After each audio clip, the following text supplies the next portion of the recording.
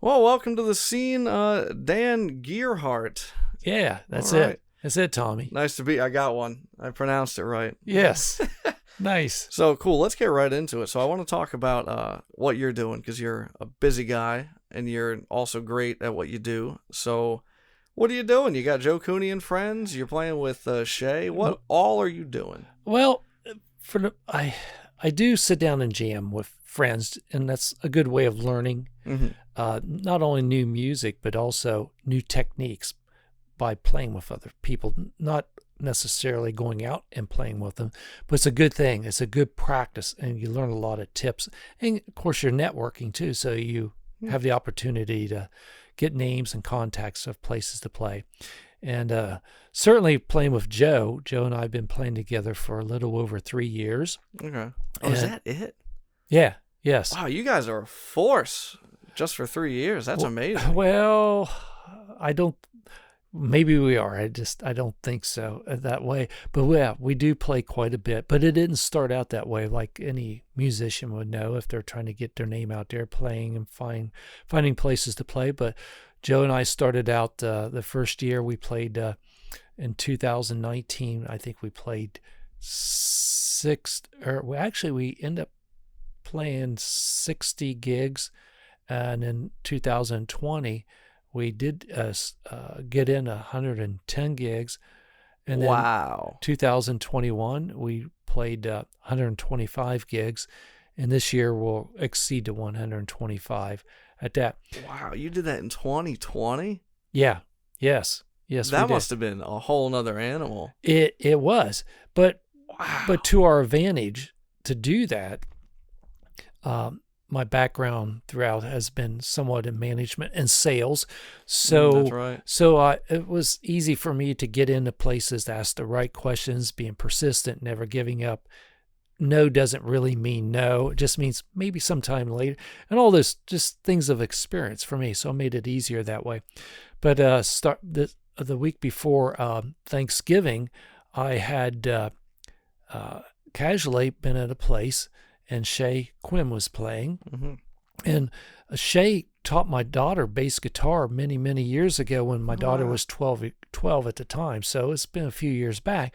So there was a little bit of connections, although he didn't meet me, but he somehow recognized me as a musician and asked me to sit in with him.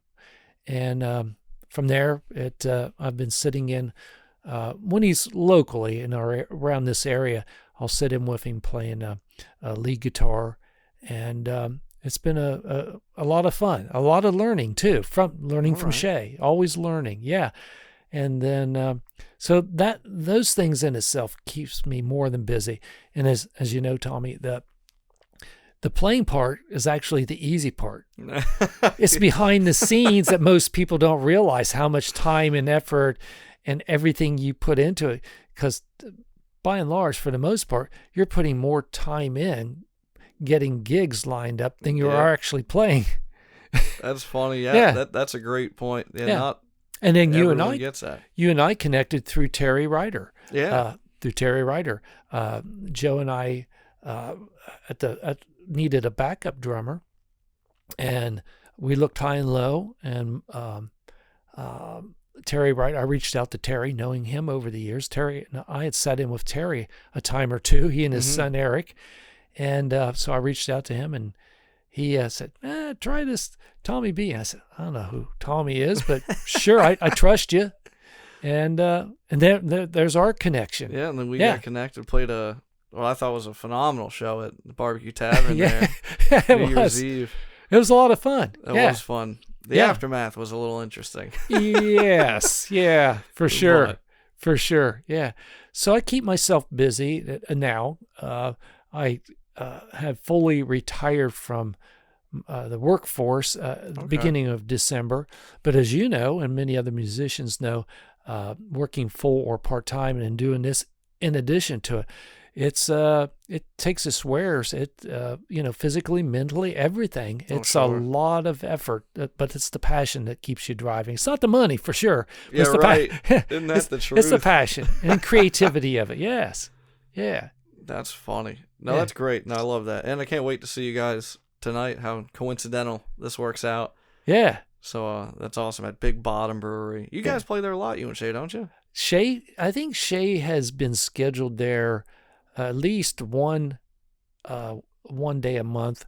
And then I sit in with him over at Cold Springs Inn. He plays there once a month as well. And then there's some other places I've sat in with him. Right. But yeah, so the tides keep rolling on. That's good. Yeah. That's definitely good.